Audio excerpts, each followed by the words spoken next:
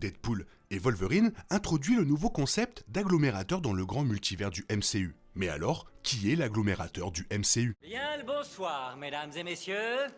Nous sommes l'animation de la soirée. Servant de raison principale pour laquelle Hugh Jackman revient dans le rôle de Wolverine malgré sa mort dans Logan en 2017, toute la mission de Deadpool dans son nouveau film dépend de la nécessité des agglomérateurs et de leur importance vitale. Cependant, il pourrait même y avoir un rôle plus important pour ces êtres qui n'a pas encore été révélé après leur début dans ce nouveau film MCU. Dans le film, Ryan Reynolds et Hugh Jackman obtiennent enfin la collaboration que le public réclame depuis longtemps, depuis X-Men Origins Wolverine en 2009. Embarquant dans une aventure multiverselle aux proportions épiques, il est révélé que Deadpool a besoin de Wolverine en raison de son importance vitale en tant qu'agglomérateur potentiel. Voici tout ce que nous savons sur les agglomérateurs de Deadpool et Wolverine et comment ils pourraient jouer un rôle dans l'avenir du multivers MCU. Selon Mr. Paradox du TVA, les agglomérateurs sont des individus sélectionnés et importants qui sont essentiels au maintien de l'existence de leur réalité. Une fois cet être tué ou enlevé, leur réalité commence progressivement à se dégrader sans eux. Dans ce cas de Terre 10005, alias l'univers X-Men de la Fox, cet être important n'était d'autre que Wolverine de Hugh Jackman, le même qui est mort en donnant sa vie pour sauver Laura X-23 dans Logan de 2017.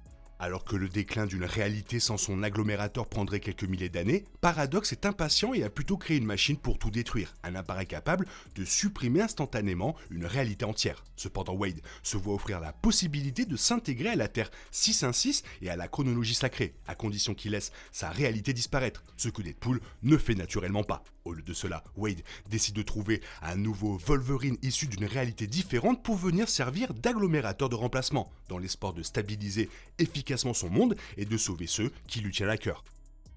Bien qu'ils ne proviennent pas directement des bandes dessinées originales de Marvel, la page contient des termes et des concepts similaires qui correspondent assez bien à cette idée d'agglomérateur dans le multivers. Un peu comme ce que l'on appelle singularité, les agglomérateurs ont également beaucoup en commun avec les Nexus. Dans les bandes dessinées, les Nexus sont des individus rares qui peuvent affecter directement les probabilités et l'avenir, modifiant le flux de leur chronologie respective en créant des événements clés du lien. Dotés souvent d'un grand pouvoir, les êtres Nexus sont étroitement surveillés par le TVA dans les bandes dessinées et on dit également qu'ils aident à ancrer leur réalité. En gardant cela à l'esprit, il semble certainement qu'un agglomérateur pourrait être un terme plus officiel pour les Nexus dans le MCU, bien que les émissions telles que WandaVision aient déjà laissé entendre que la sorcière écarlate de Wanda Maximoff était spécifiquement un Nexus. Il se peut qu'il y ait une distinction qui n'a pas encore été révélée à l'écran. Cependant, le président de Marvel Studios, Kevin Feige, a récemment suggéré dans une interview qu'il pourrait s'agir de deux noms signifiant exactement la même chose. Il a dit « Je pense que dans les comics Marvel et dans le MCU, il y a des aides d'une grande importance. Il y a des Nexus qui ont été vus et dans les bandes dessinées, des mutants de niveau Oméga ont été discutés. Je pense que cela dépend en grande partie de l'endroit où vous vous situez dans l'univers et de la terminologie que vous utilisez. » Sur la base de ces commentaires de Feige et de la façon dont les Nexus sont décrits dans les bandes dessinées, il ne serait pas surprenant que les deux termes soient liés et peut-être même interchangeables dans le MCU.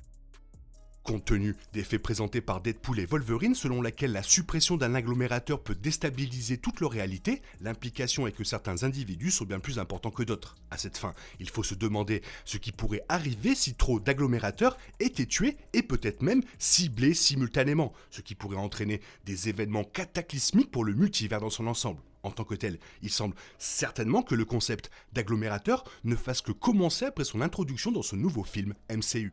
Alors que le MCU approche du point culminant de sa saga multiverselle actuelle avec Avengers 5 et Avengers Secret Wars, il s'ensuit que les agglomérateurs deviendront une pièce clé dans un puzzle multiversel beaucoup plus vaste. Il a déjà été établi que les incursions et la collision des réalités constituent une menace majeure et constante pour le multivers. En tant que tel, il n'est pas difficile d'imaginer un scénario dans lequel divers agglomérateurs se rassembleraient potentiellement pour devenir les héros les mieux adaptés pour empêcher un effondrement total du multivers dans un avenir proche avec ses prochains films d'événements croisés, en particulier dans le film culminant du MCU, Secret Wars. Wolverine étant révélé comme l'agglomérateur de la Terre 10005 et de l'univers principal X-Men de la Fox pose une question intéressante. qui est l'agglomérateur principal du MCU de la Terre 616. Il semble certainement que le meilleur candidat aurait été Iron Man de Tony Stark, qui est naturellement devenu un point central de toute la saga Infinity du MCU. Cependant, Iron Man s'est sacrifié pour sauver le monde comme on le voit dans Avengers Endgame, un peu comme Wolverine de la Terre 10005 s'est sacrifié dans Logan de 2017 pour sauver sa fille clone Laura. Si l'agglomérateur était Iron Man, cela signifierait que la Terre 616 est en déclin progressif depuis Endgame. L'idée selon laquelle la Terre 616 a déjà perdu son agglomérateur en raison de la mort d'Iron Man dans Endgame est très convaincante. Cependant, il est tout aussi possible que l'agglomérateur soit quelqu'un d'autre qui vit toujours dans le MCU actuel. Quoi qu'il en soit, il est probablement prudent de supposer que Marvel Studios a de grands projets en réserve pour les agglomérateurs après l'introduction passionnante du concept dans Deadpool et Wolverine.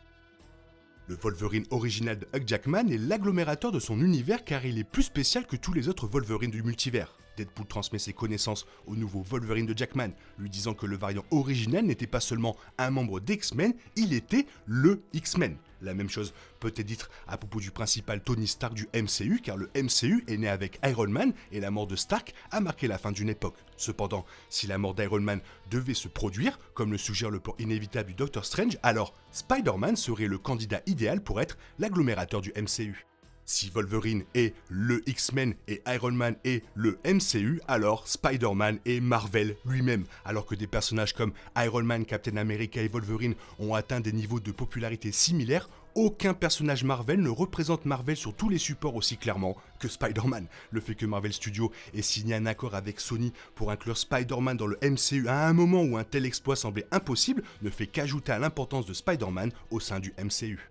Spider-Man de Tom Holland a également réalisé plusieurs réalisations qui le rendent vital pour la chronologie Terre 616 du MCU, à savoir Spider-Man a évité une incursion et a aidé 5 super-vilains de différents univers à se racheter dans Spider-Man No Way Home, aidant ainsi les variants respectifs de Spider-Man de ces univers en cours de route. Comme Wolverine de Hugh Jackman, Spider-Man de Tom Holland a fait preuve d'exploits impressionnants de bravoure et d'humilité, allant du respect de l'identité secrète de son ennemi à la mise en danger de ses proches juste pour donner une autre chance à un groupe de méchants. Après le cas Tony Stark, c'est pas con non plus, car depuis sa mort, on va dire que le MCU c'est vraiment le bordel. Tous les films ça a été le bordel. Donc, pourquoi pas? Toi, qu'est-ce que tu en penses? Fais-moi part de ton avis dans la zone commentaire. Sinon, il est temps pour toi de reprendre le cours normal de ta vie. On se retrouve bientôt pour une nouvelle vidéo. Bisous bisous, bye bye.